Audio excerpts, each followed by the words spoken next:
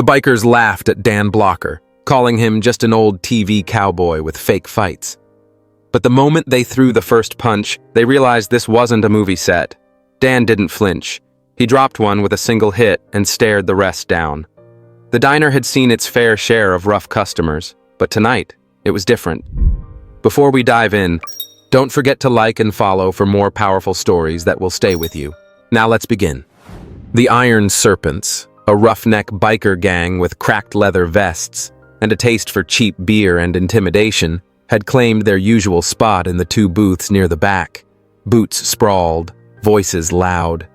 Their laughter pierced the clinking of silverware and murmurs of late-night regulars, the kind of laughter that made folks shrink into their booths and pretend to study the menu. Betty, the veteran waitress with hands like worn paper, moved between tables with her eyes on the coffee pots, praying the evening wouldn't slide into something worse. But Bad had already pulled up a chair and ordered a round. "Come on, sweetheart," one biker drawled, tapping a grimy boot against the leg of a stool where a young server stood frozen in place, her grip on the coffee pot tight enough to crack it. "Don't be rude now. Give us a smile. Ain't right serving a man without looking him in the eye." The girl shifted her weight, lips pressed tight. Hannah, their leader, mean and smirking, leaned back, hands laced behind his head like he was settling in to watch a show. "Maybe she's just got nothing to smile about," he said, his voice rough with smoke and ego.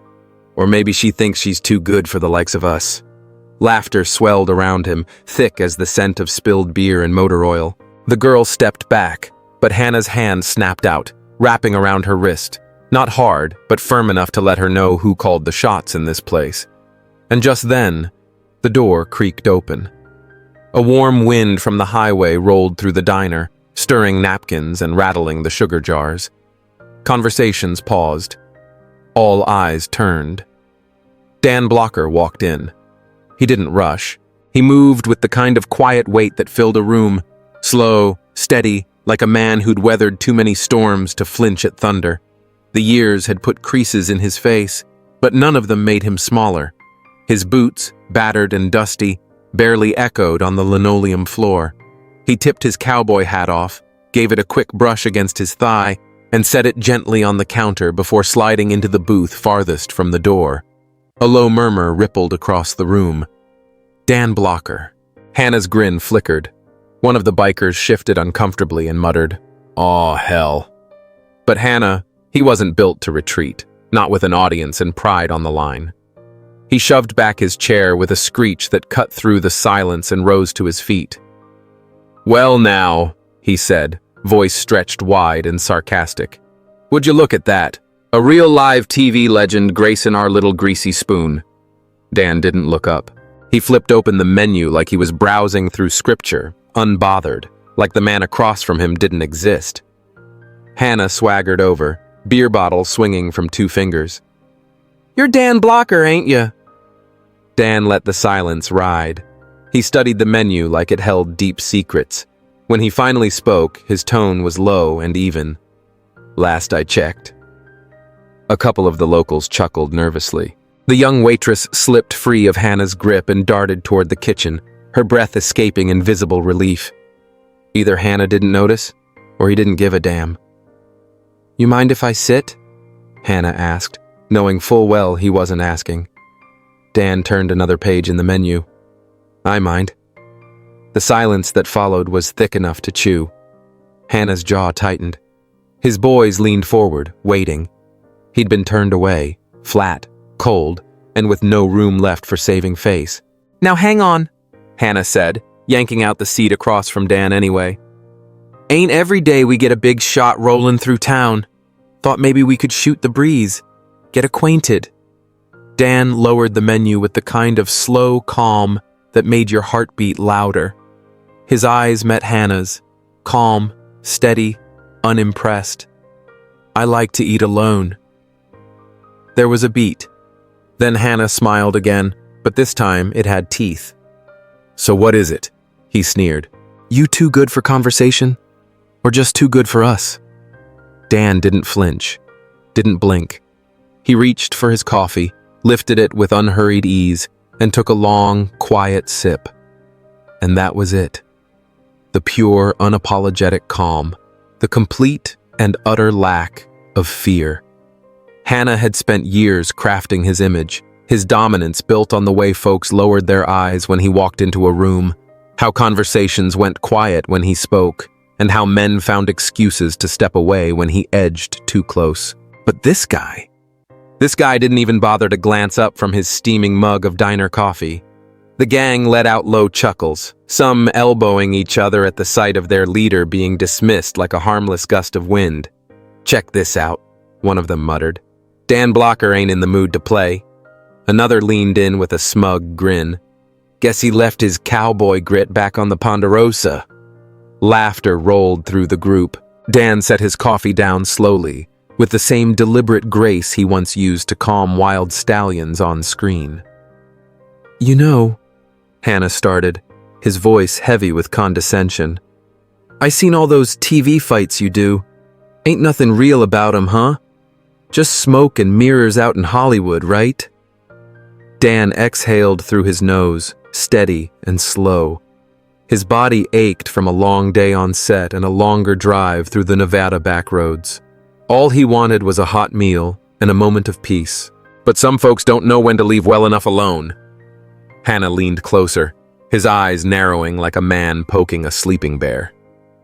"You ever been in a real fight, Blocker? Or just make-believe scuffles in front of a green screen?" Behind the counter, Betty's hands froze mid-wipe. She knew the air just got heavy. Dan leaned back in the booth, finally lifting his eyes to meet Hannah's. The hush that settled over the diner was thick, like late summer humidity before a storm. Hannah's throat bobbed in a dry swallow. "Just once."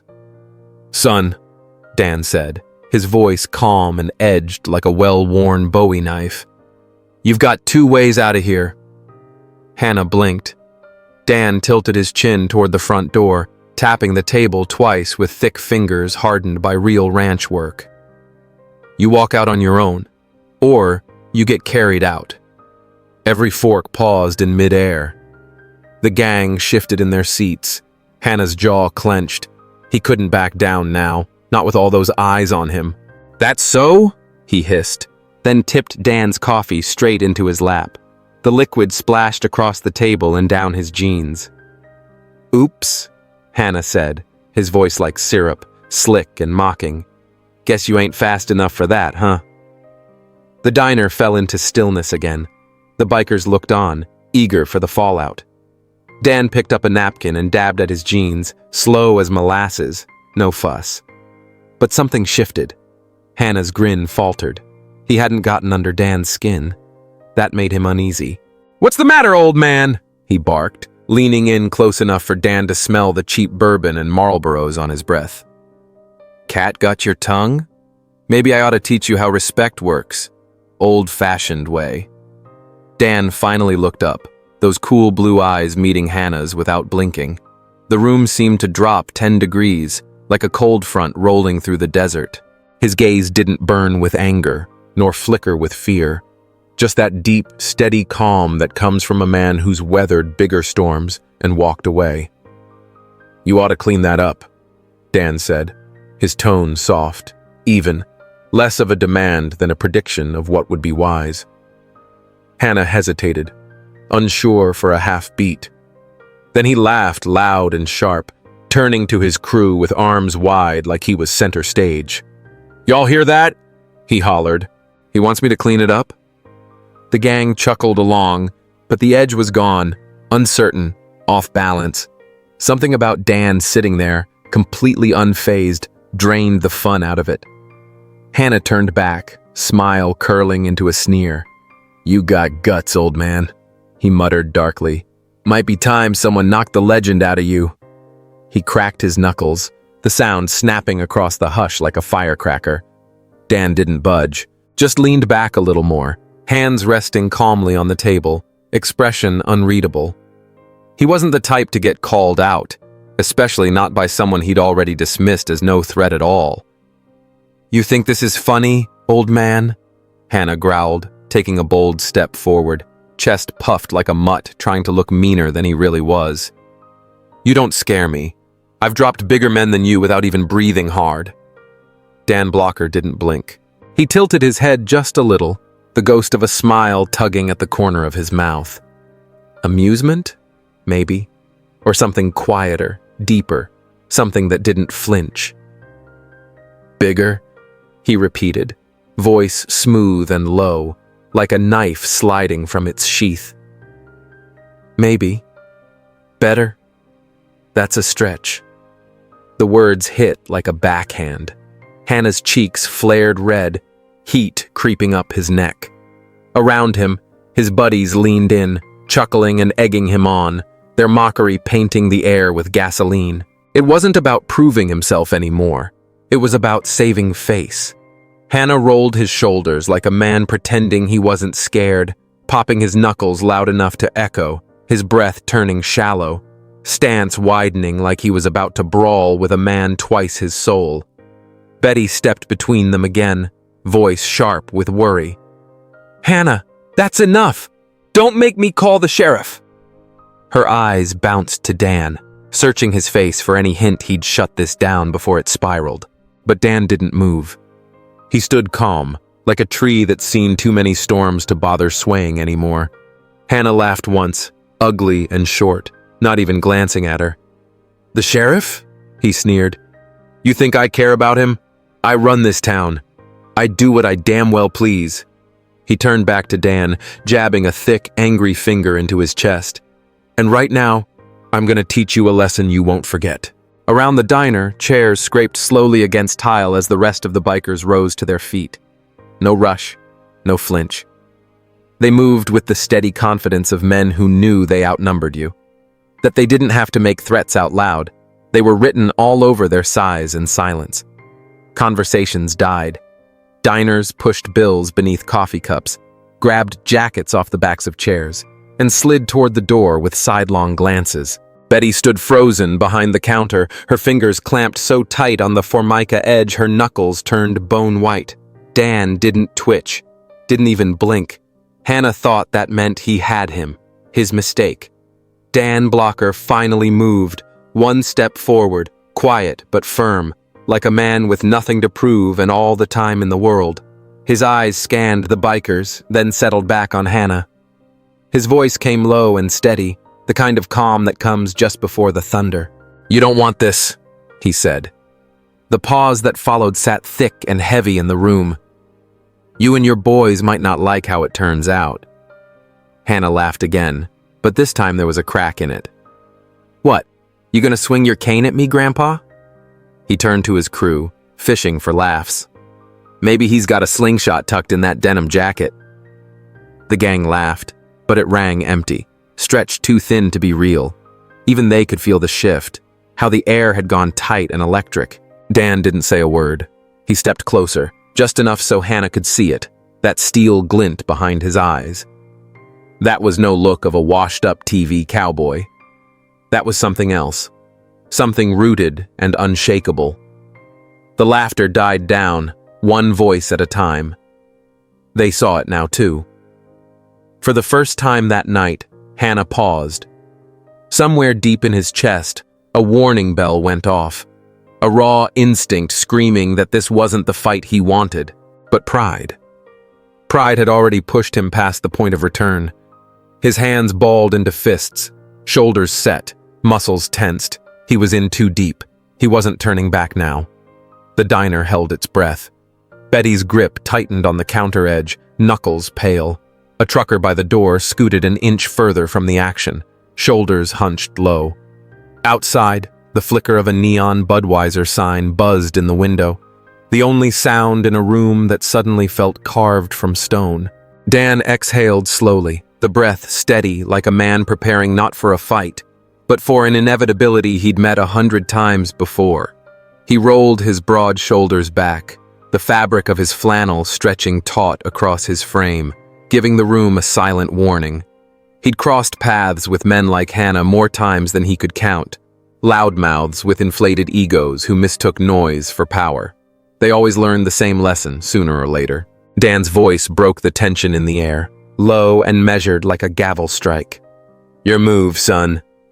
Hannah towered above him, veins straining along his thick forearms, fists clenched like he was holding onto his pride for dear life.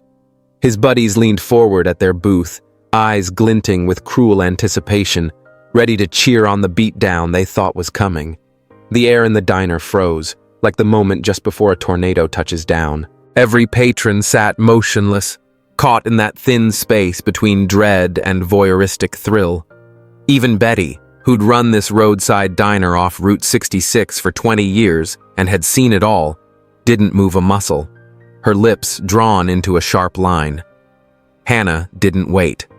Letting out a guttural howl, more performance than fury, he lunged with a punch meant to end things before they could begin.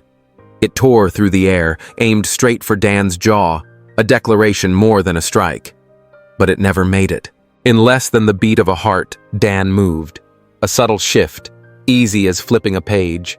Hannah's punch sliced through nothing but air, and the miscalculation sent him staggering forward. His own momentum turned against him. Before he could regroup, Dan's hand snapped out and caught his wrist, an unbreakable clasp. The diner inhaled collectively. In the blink that followed, Hannah's arm was yanked forward and twisted, locked in a hold that sent lightning bolts of pain shooting into his shoulder. His legs buckled like a folding chair, and he slammed hard onto the checkered linoleum. The sound of bone-meeting tile rang out, a crisp, unforgiving slap that made several customers wince. Dan didn't even blink. His voice was quiet, even friendly. "First rule," he said, "don't broadcast your punches." Hannah's face twisted into a mask of agony, and something worse, humiliation. He thrashed, trying to pull free, but Dan's grip was unwavering, forged from years of ranch work and backroad brawls. Chairs shrieked across the floor as the rest of the gang jumped up, the stunned quiet shattered like a dropped bottle. "Let him go, old man!" One of them snapped, voice dripping with cocky bravado, emboldened by backup. A switchblade flicked open with a quick snick, catching the dying neon glow, glinting like bad intentions. Betty ducked behind the counter, fumbling for the phone with trembling fingers. Dan didn't flinch. He released Hannah's wrist in a single, controlled motion, and then, with that same hand, drove his elbow square into Hannah's face. The crack of bone was ugly and final. Hannah fell back like a sack of bricks, blood spilling between his fingers as he clutched at what used to be a straight nose. He hit the ground hard, limbs spread like a broken puppet. Dan stood firm, his posture loose but coiled, like a seasoned bull ready to charge. The others paused. Tension wound so tight the diner hummed with it. One of them lunged with the blade, wild and untrained. Dan slipped sideways, grabbed the attacker's wrist like snapping a branch off a tree, and twisted until the knife hit the floor with a sharp clang. Without a beat, he drove his knee into the man's gut, hard. The biker folded instantly, air bursting from his lungs in a wheeze as he collapsed in a heap. Dan's voice was cool as ever. "Second rule," he muttered, "don't bring a blade to a fight you can't finish." The rest stood frozen. Just moments ago, they'd pegged him for some washed-up cowboy. Now? Two of theirs were down in seconds. Fear crept in like cold air under a door, but pride and bravado kept their boots planted. Two more surged forward, betting on numbers over skill. Dan moved like smoke, dodging their swings, pivoting clean. One quick spin, and his boot slammed into the chest of the nearest one, sending the biker flying backward. He crashed through a table, shattering glass and crockery in an explosion of sound. The second one lunged at Dan from behind, but Dan moved with surprising agility for a man his size. His elbow sank into the man's ribcage with crushing precision, forcing a choked gasp from his lungs. Before the biker could even process the pain, Dan swept his leg out from under him with a brutal strike to the back of the knee, dropping him to the diner floor like a storm-snapped pine tree. Chaos had erupted around them. Tables were toppled, shards of ceramic coffee cups scattered like confetti across the linoleum, and chairs lay askew in every direction. Diners had pressed themselves against the walls, their faces frozen in stunned silence as Dan dismantled the gang with the grim focus of a man who'd seen far worse. Hannah, blood dripping from his nose and fury flashing in his eyes, stumbled upright. Disbelief twisted his features into something wild, almost animalistic. He swiped his sleeve across his mouth and spat, "Get him!" His voice gurgled with blood, thick and broken. "Take him down!" But the last two bikers didn't move. Their leader's command hung in the air like a spark without a flame. The wiry one with the snake-like tattoos curling up his neck glanced between Hannah and Dan. He bit his lip, hesitation flickering across his face. "Man, this ain't worth it," he mumbled, inching back a step. His partner, bulkier and bald, didn't look any more eager. That's when Dan spoke. "You boys really want to end up like them?" His tone was level, almost easygoing, but every syllable sliced through the tension like a knife. "Be my guest." The two bikers exchanged a fleeting look. Then something inside them broke. Pride, nerve, whatever it was, it crumbled. Without another word, they spun on their heels and sprinted for the exit, their boots pounding against the tile as they vanished into the night. And then there was just Hannah. He staggered back, his breath ragged, chest heaving. All the bravado had drained from his face, leaving behind only doubt and bruised ego. He lifted a shaking finger toward Dan, his voice strained and low. "You're gonna regret this, old man." The words landed like a stone skipping across a still pond, ineffectual and quickly forgotten. "You don't know who you're messing with." Dan took a single step forward. Hannah recoiled, his muscles tensing like a man about to be struck. Dan's voice remained calm, but there was steel beneath it. "Walk away." His gaze never wavered. "Before you embarrass yourself more than you already have." For a heartbeat, it seemed like Hannah might lash out, make one last stand. But whatever foolish thought crossed his mind disappeared just as quickly. With a snarl and a wince, he turned and limped toward the door, clutching his battered face. The door slammed behind him. Silence clung to the air like smoke after a fire. Behind the counter, Betty slowly emerged from her crouch, her knuckles white as she gripped the formica surface, her face pale with shock. "Are you okay?" she whispered.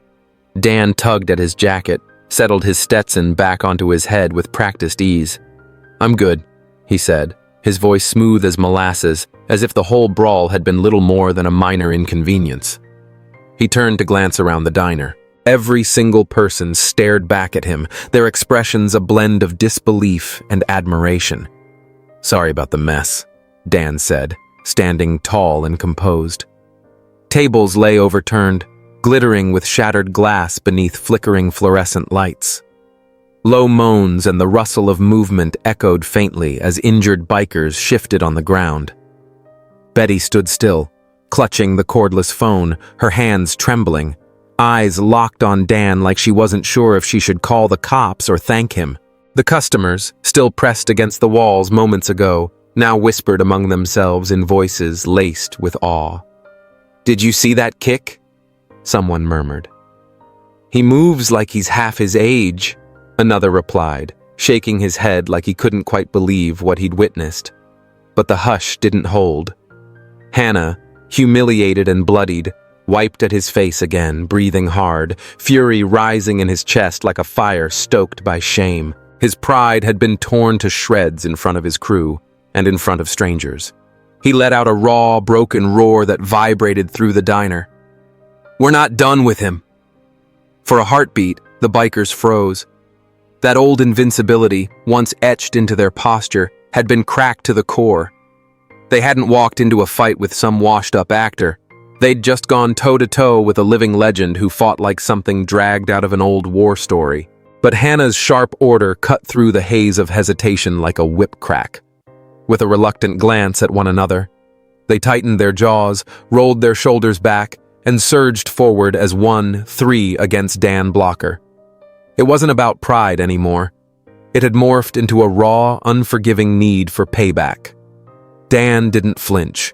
He stood there, solid as an old oak in a Texas storm, relaxed but ready, eyes steady and unblinking as the threat bore down on him. The first guy came in hot, fists flying with chaotic energy. but Dan simply stepped aside with a veteran's grace and drove the heel of his palm into the man's chest. The biker gasped like he'd been punched by a freight train, stumbling backward into a booth, knocking over a half-finished cheeseburger and a tall chocolate shake. The second man, a bigger brute, came barreling in with a heavy right aimed at Dan's head. Dan ducked low, calm and clean, as if he'd done it 100 times before. Because he had. The biker's wild swing left him wide open. Dan powered forward, ramming his shoulder into the man's stomach, lifting him clean off the ground and driving him into a corner booth. Dishes rattled, forks and knives clanged to the tile, and the whole vinyl seat shuddered from the hit. The third guy wasn't just muscle, he had brains too. Instead of charging in, he feinted low, aiming a swift kick at Dan's knees. But Dan read it like an open book. As soon as the move came, he spun on his heel and launched a counter kick with a force born from years wrangling cattle and throwing hay bales. His boot met the biker's jaw with a crack that silenced the whole diner, sending the man airborne before he hit the linoleum hard.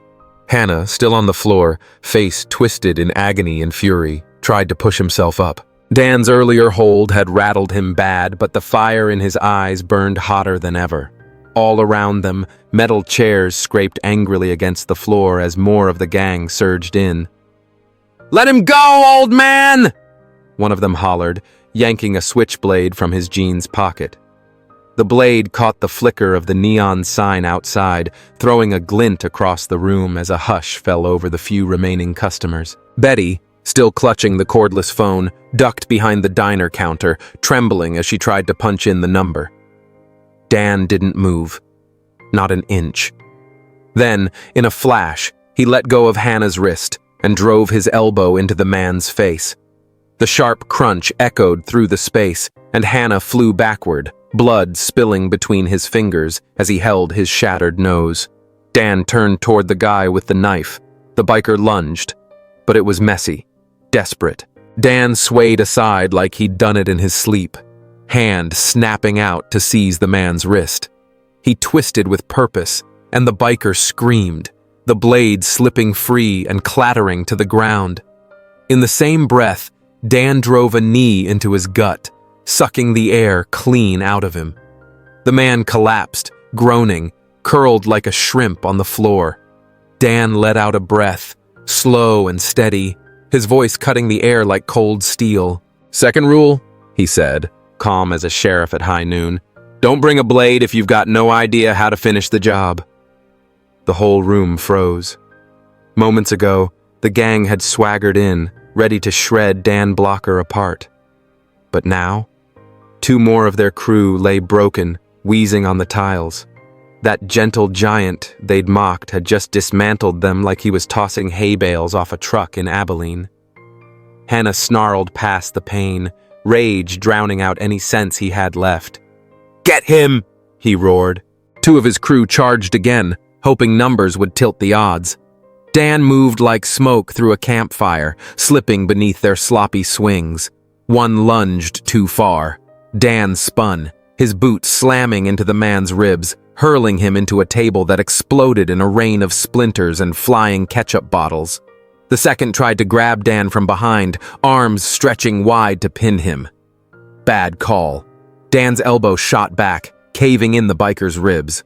He twisted and drove his knee into the back of the guy's leg. The biker collapsed, his body hitting the floor with a dull, painful thud. The diner looked like it had been caught in a small tornado. Booths were upended, stools lay twisted on the floor, and half-empty mugs spilled their contents across the sticky linoleum. Most of the customers had huddled near the windows, their meals cold, untouched, eyes wide not with fear anymore, but awe. They were witnessing a damn legend in motion. Hannah, bruised and bloodied, forced himself upright, his limbs trembling, his expression caught somewhere between pure rage and stunned disbelief. He'd never been taken down like this, not once. And now, here he was, laid out and leaking, shattered, defeated, and Dan Blocker. The man hadn't even needed to catch his breath. Hannah coughed out a curse, red trailing down his chin, voice gritty and thick with humiliation. "Get him!" he barked, mouth swelling, words slurring with pain. "Finish him."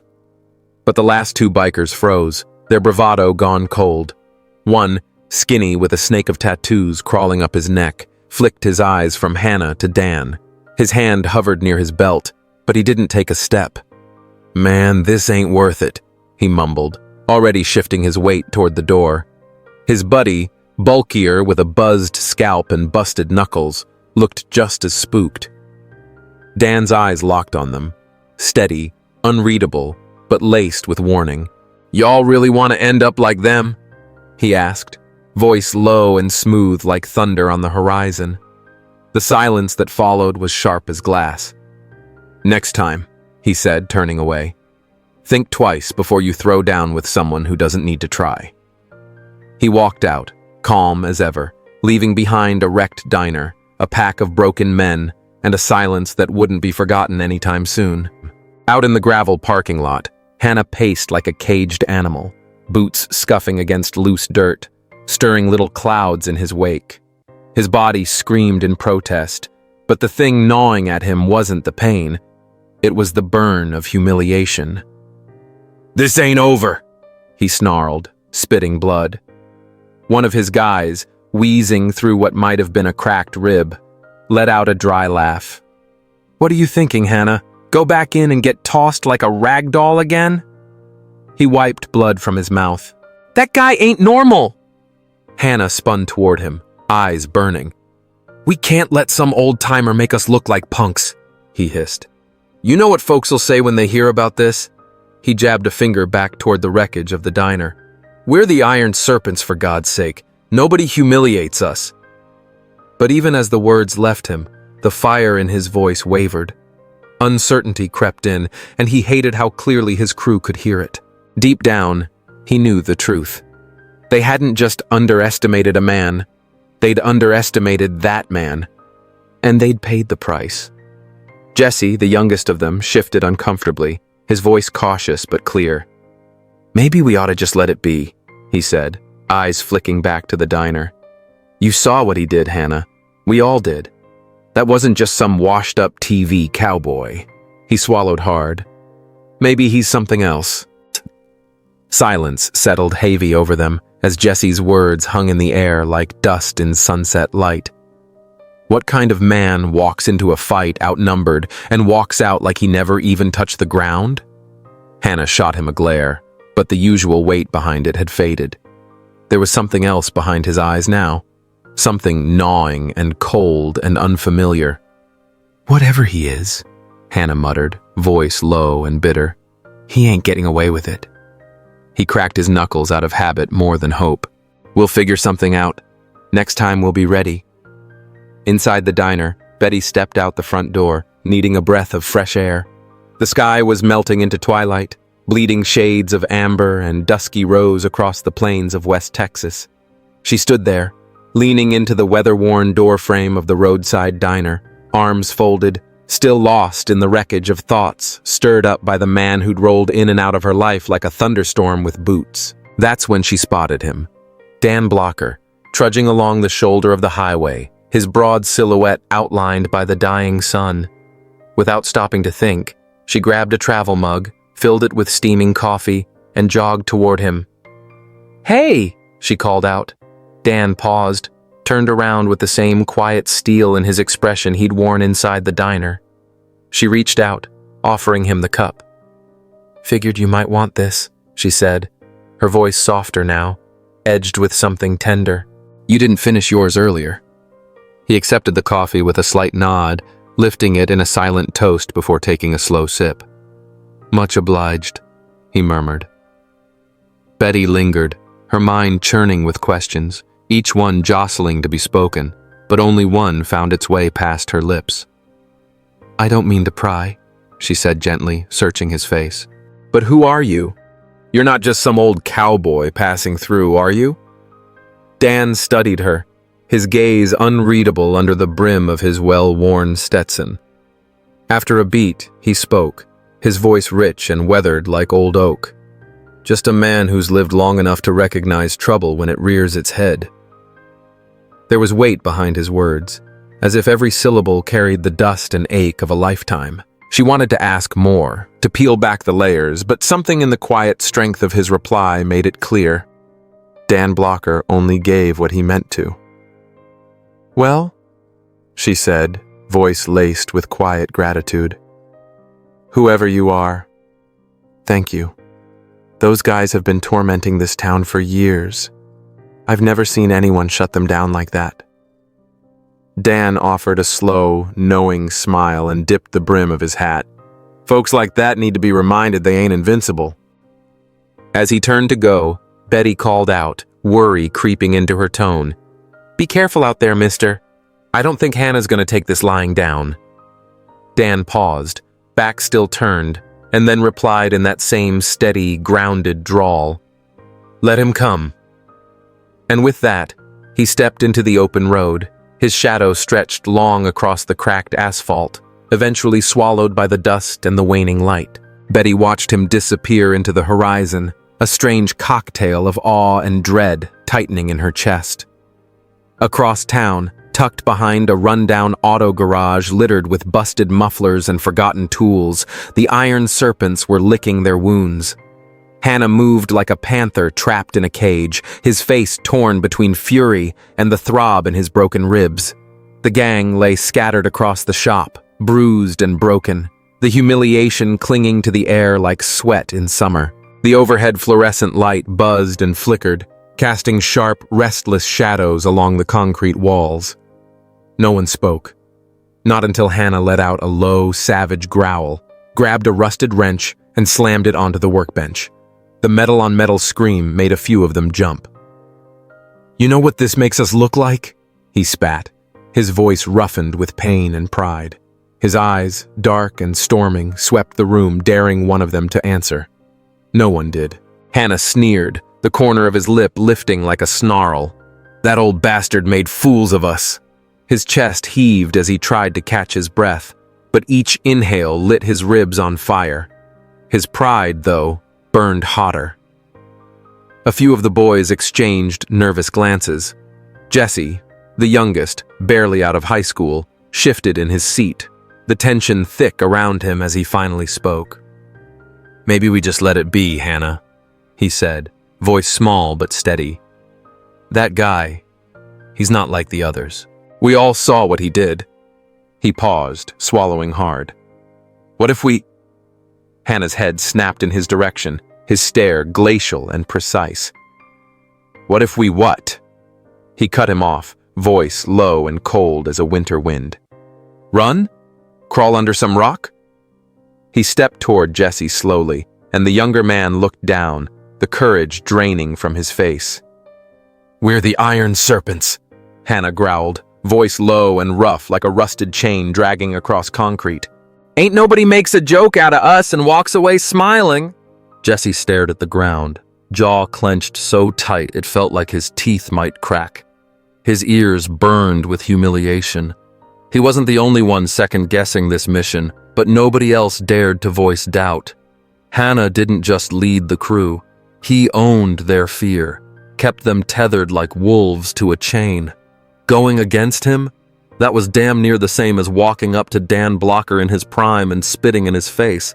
The heavy wrench slammed onto the bench again, the metallic thud followed by a crash as a battered old toolbox tumbled to the floor. "We're gonna hunt him down," Hannah snarled, his tone cold and jagged as broken glass. "And this time, we don't pull punches. He wants to play the hero? Fine. Let's see how brave he is when we bring the fire right to his front porch." No cheers followed, just a somber wave of nods. Nobody argued. Whether out of fear or fatigue, they moved without hesitation as Hannah started shouting commands. "Get your gear! Lock it down! No more games!" This time, they were in it for blood.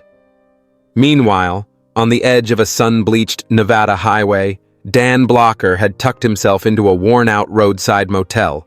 The kind of place with a blinking vacancy sign barely hanging on, and a lobby that smelled faintly of burnt coffee and old pine-scented cleaner. His room was bare bones, just a sagging mattress, a chipped laminate desk, and a fuzzy CRT TV mounted on the wall like a forgotten relic. But it was quiet. And that was enough. Sitting at the desk, Dan cradled a mug of black coffee, steam rising like ghost trails in the dim light.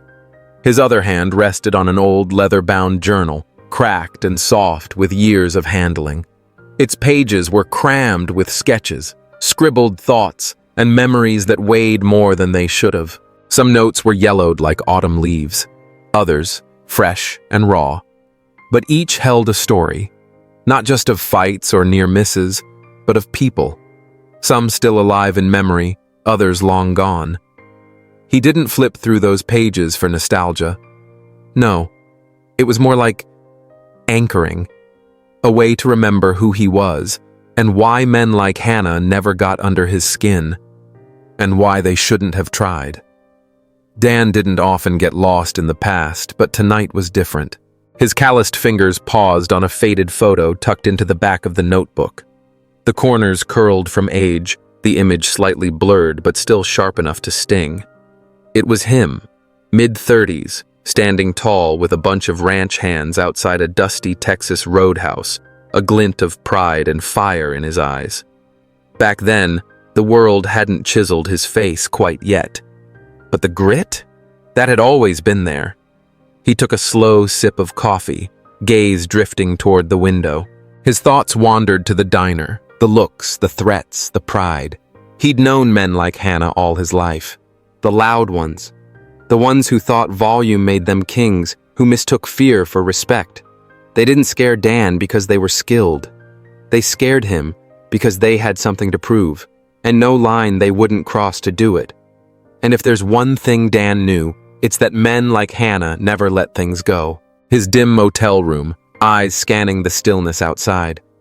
He heard them before he saw them.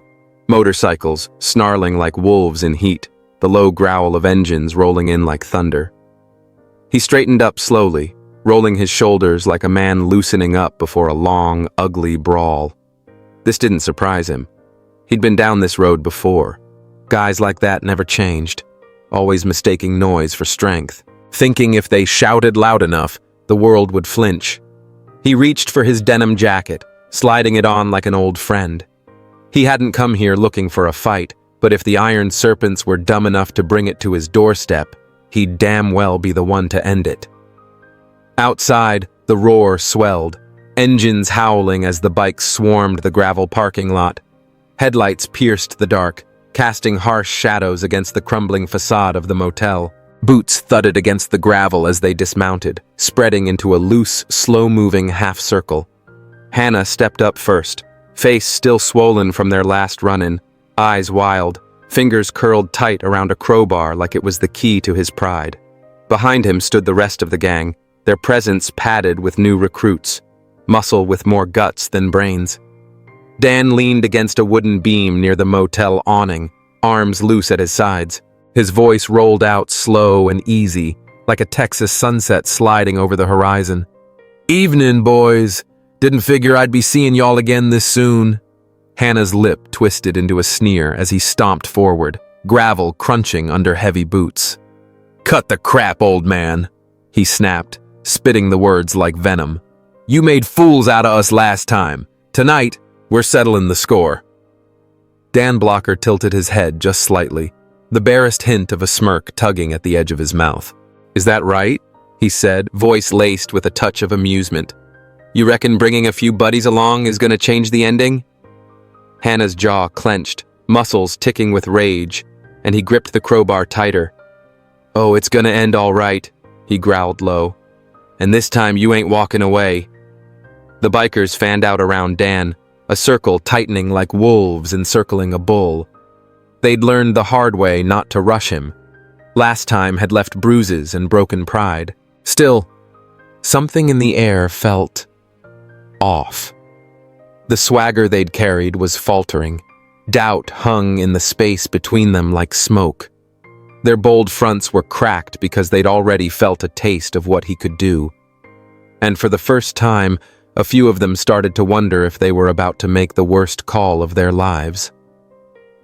Dan brushed the dust off his flannel sleeve, stepped forward with the kind of calm that makes grown men rethink their choices. His voice didn't rise, but it held weight, like the silence before a thunderstorm. "This here's your last chance to walk away," he said, eyes locking onto Hannah's. "You don't want to go through with this." Hannah laughed, dry and bitter, but it sounded hollow, like he was trying to convince himself. "You don't get to make the rules here, old man." He threw a wild grin at his crew. "Take him down." The first biker lunged in, swinging a length of rusted chain toward Dan's head. But Dan moved like a shadow caught in moonlight, ducking low, letting the chain rip through the empty air. In a flash, he had the guy's arm twisted up behind his back and drove a solid elbow into his ribs.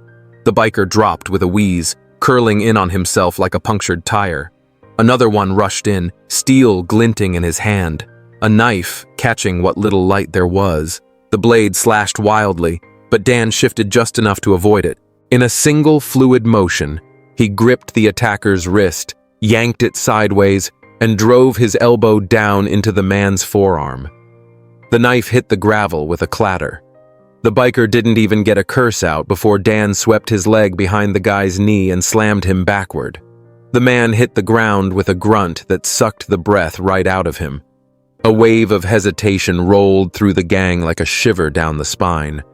A moment ago, they were laughing, full of bravado. Now, their certainty cracked with every blow they watched. Hannah saw the fear take hold, and it sent a fresh bolt of rage through him.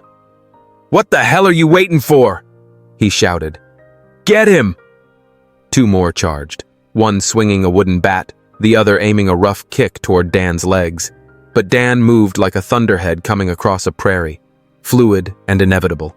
He twisted around the bat, let the kick pass through where he'd just been, and before either of them could react, he struck. A spinning kick sent the bat flying from the biker's grip, and in the same breath, Dan's fist connected with the other one's jaw in a punch that echoed through the parking lot. They both crumpled to the ground in a tangle of limbs. Hannah's eyes burned with fury. His crew, his pride, was unraveling right in front of him. With a growl that came from somewhere deep, he lunged forward, swinging the crowbar like he meant to tear the world in two. Dan saw it in the corner of his eye. At the last possible second, he sidestepped. The crowbar sliced through air, missing him by inches. Hannah stumbled forward, his balance thrown to the wind. Dan Blocker didn't hesitate. With the grace of a man who'd lived through bar fights and barn brawls, he struck. Clean, swift, right to the wrist. The knife clattered onto the blacktop, its echo sharp in the night. Hannah winced, his body flinching in pain, but his pride wouldn't let go. He lunged again, fists flying wild. Fury blurred his vision. But Dan? Dan had seen this kind of heat before. Years of rodeos, dusty highways, and more than a few back-alley standoffs taught him how to read a man like a book. He ducked, parried, sidestepped. Every swing from Hannah met nothing but the empty night. Then, with one solid strike, a palm to the chest like a piston, Dan sent Hannah reeling back. Boots scraped across gravel. He hit the ground hard. Everything went still. The rest of the gang froze in place, mouths half open, fists still clenched, but unmoving. Their leader lay sprawled in the dirt, lungs heaving, ego bruised far deeper than flesh. And Dan? He didn't even take a step. Hannah coughed, forced himself to a knee. The fire in his stare had dwindled to embers. His gaze moved from Dan to his crew, slumped like broken toys under flickering motel lights. Hands clenched, teeth grit, but there was nothing left to throw. His voice, hoarse and bitter, cracked through the quiet. "Peter, you really think this ends here?" he rasped, spitting into the dirt. "You think this means you won?" Dan stepped forward, slow and steady, the weight of his presence more than muscle. His voice rolled out low and firm, like thunder on the horizon. "It ends when you let it, son. You can walk out of here with your pride or limp back in and lose again." Silence stretched. For a heartbeat, Hannah didn't move. Then, jaw locked tight. He turned and barked, "Let's go!" One by one, the bikers peeled off toward their Harleys, their pride weighing heavier than the bruises. Engines sputtered, then roared. The sound rolled across the highway until it faded into the night like smoke. Dan watched them disappear, his face unreadable. He adjusted his denim jacket, turned back toward the dim neon glow of the Pinewood Motel. His boots crunched the gravel beneath, the only sound left beneath the hush of a desert night. The lot, littered with skid marks and the scent of gasoline, whispered of the clash just past. The dust would settle, but the lesson? That would stick around. Wow, what a ride. This story isn't just about a fight in a diner or some bikers getting what's coming to them. It's about something much deeper. Respect, restraint, and knowing when to stand your ground. Dan Blocker could have fought from the very start, but he didn't. He gave them a chance, a way out.